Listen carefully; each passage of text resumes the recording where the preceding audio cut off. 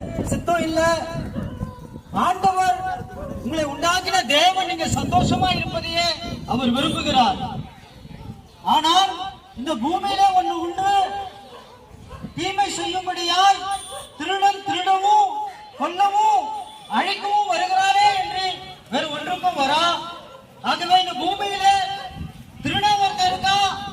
அந்த திருடன் உங்க வாழ்க்கையில உங்க சந்தோஷத்தை திருடவும் உங்க சமாதானத்தை திருடவும் உங்க ஜீவனை அழிக்கவும் அவன் பாவம் என்கிற வடிவத்துல பிசாசினால அவன் ஒவ்வொரு மனுஷனுடைய இருதயத்துக்குள்ள அவன் காரியங்களை உள்ள பூந்து உங்க இருதயத்துக்குள்ள பூந்து பாவம் செய்ய வச்சு உங்களை சந்தோஷத்தை அழிக்க அவன் காரணமா இருக்கான்.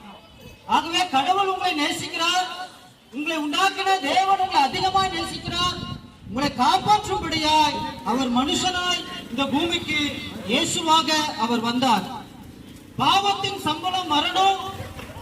அந்த பாவம் ஒரு மனுஷனையும் அது விடாது. முதல்ல பாவம் சின்னதா இருக்கும். பாவம் ஆரம்பத்துல சந்தோஷமா இருக்கும். ஆனா அதுல மாட்டிக்கொண்ட பிறகு பாவத்துக்கு அடிமையாயிடுவான். அவனால தப்பித்துக் கொள்ள வழி கிடையாது. எந்த மனுஷனும் பாவத்திலிருந்து தப்பித்துக் கொள்ள வழியே இல்லை. ஒரே ஒரு வழிதான் உண்டு. அது ஆண்டவராகிய இயேசு கிறிஸ்து தருகிற ஒரு உண்மையான வழி. அந்த வழியை நீங்க தெரிவிக்க முடியாதா? கர்த்தர் கடவுள் இன்னைக்கு எங்களை உங்ககிட்ட அனுப்பி இருக்கிறார்.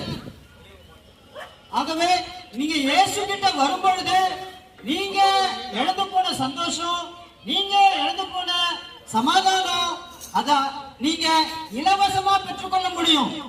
உங்க பாவத்துக்காக தான் அவர் சிலுவையில ரத்தம் சிந்தினார். உங்க சாபத்துக்காக தான் அவர் சிலுவையில மனுஷனா வந்து மரித்தார்.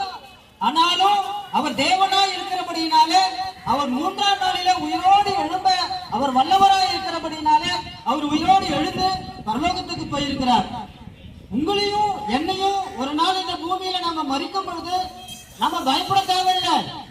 நாம கண்ணை மூடும் பொழுது நாம அவரோடு கூட நாம கொண்டு போகும்படியாய் ஆண்டவர் பெரிய திட்டத்தை உங்க வாழ்க்கையில வச்சிருக்கிறார்.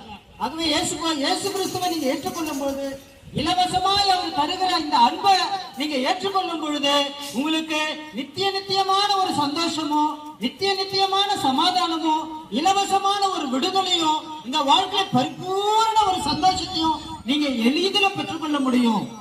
ஆகவே இயேசுவை ஏற்றுக்கொள்ளுங்க. தேவன் உங்களை நேசிக்கிற அந்த அன்பை நீங்க ஏற்றுக்கொள்ளுங்க.